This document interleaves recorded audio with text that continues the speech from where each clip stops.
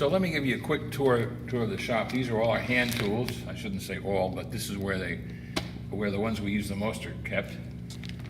We hang them up this way so that we can tell at the end of the day if there's a spot missing, we know there's a tool out, because there's nothing worse than having 5 tools out and the next time you need it, you don't know where it is. I have a couple drill presses here, both Sears Craftsman. This is the old Craftsman commercial. This is an Oliver bandsaw. This was made in the 19-teens, and it weighs a ton. It doesn't move when you turn it on. It's really great. And what's really helpful is that I've got a very deep throat here, but it's a great machine. They don't make them like this today. This was one of the first machines I bought, and we use it almost every day. It's a 16-inch disc sander, and we have 3-phase power here, which is kind of nice, because when you run something, if you wanted to reverse it, you can just, you can't do that with 110 single phase.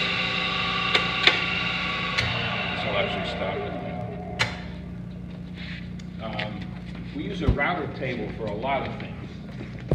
I find doing dados and stuff like that is, you get a much nicer job with a router than you do with a dado set on a table saw. And our newest machine is a Cnc Router. This is a 4x8 table. I can draw something on the computer, get it the way I want it, and then this machine will cut it out. And as an example, these are blade handles which were falling apart from that illusion over there, and we decided to make new handles, but rather than using thin plywood, we used a material called Delrin, which can be threaded, and it just makes a much better job. So the first thing I do is I measure the original, draw it on the computer, and then cut out a wooden pattern just to make sure it was right. And actually this is the first one, which was not quite right. I make adjustments on the computer, cut another one. When it's perfect, we cut it on the CNC router. And in this case, we needed 14 of these things, 16 of these things. So when you do it on a CNC router, every one is exactly the same. So very, very handy machine. And this is the control for it. And my instructions for setting it up and working with it. But this has been a terrific machine to have. My training was initially in metalworking, so we do have a milling machine and a couple lathes here. Got a Bossing and a Logan Lathe. And that's another tool where, I mean, having a milling machine when you can just make something that you just can't find the right thing in a hardware store. We can machine it the way we want it. We come this way, whoops. We come this way, sheet metal equipment, small bandsaw, a brake, a shear, slip rolls, and this is where we do our painting. That opens up, there's an exhaust fan there. Painting is getting more and more difficult because the lacquers are, the original nitrocellulose lacquer that we all used for a long time is becoming hard to get. So we've gone to things like vinyl and that. This is where I do all the layout work. Any drawings that I do are always done full scale because it's very hard to judge deceptive thicknesses when you're looking at it in half or quarter scale. So for example, with an illusion where a girl's going to be hidden in a certain compartment, we want to see that full scale so we can judge the deceptiveness. Hard to do that when it's quarter-inch scale or something like that. So I do the drawing here. Most of the items we make are custom-built things where somebody has an idea or they want to take an old principle and make it better, and this is where I do the design work. I have programs on the computer too, but sometimes it's actually faster for me to get on the drawing board and draw it than it is to draw it on the computer. Later, when we cut parts out, we might go to the computer, but But the basic drawings we work out right here in full scale. So I got a large table with a big roll of paper, and this is where the design work happens. Okay, wanted to show you some of our products. This is our see-through guillotine, which came out years ago, about 20 years ago. But one of our latest illusions is Robert Harvin's Blades of Oppa. This was Robert Harvin's last illusion, and in fact, he died before he had a chance to perform it.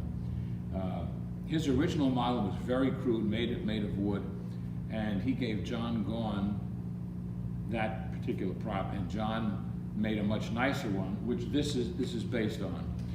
And we received permission from John to make the trick. We also added something new, which is a hole here. What happens in this illusion, there are two of these knife frames. One is placed in from this side and another from that side.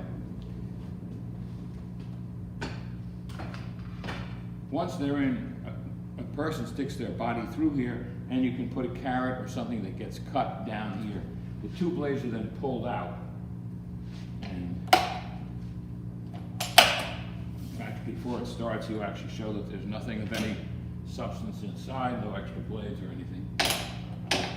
When this is locked, the blades go in first, then the person puts their head and shoulders through here, then the blades are pulled out, the carrot gets cut, and hopefully not the person. I know we cut one, that's whatever. These are some of the smaller items, which I'm leaning to more and more in my old age here. My talent is not in inventing new tricks, but rather taking something that exists and improving its deceptiveness. For example, you might remember that U.F. Grant years ago made a trick that was invented by Don Potts called Mystery of the Pyramids. And what happens with this is, regardless of how it's turned, the pyramid remains standing up. In the original version, you could not unstack the checkers. But in this version, they can all be separated, both before and after. This was made as part of our signature series. We make a limited number and then no more. And in fact, we don't have these in stock anymore. But it was nice to figure out a better way to perform it, a more deceptive way.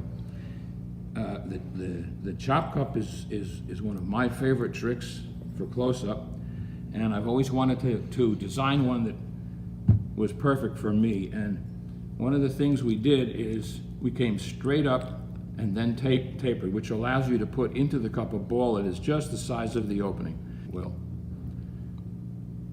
So that's and we made the cup in both brass and aluminum. That I make that I actually use myself.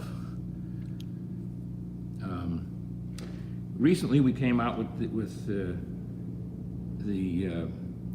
this new version of the die box, which we call the diabolic block box. Before we made it, we were told by people who were interested not to make it a die, so that you weren't doing that, and we were going to put letters on the blocks. We were told, don't do that, just leave it. So that's exactly what we did.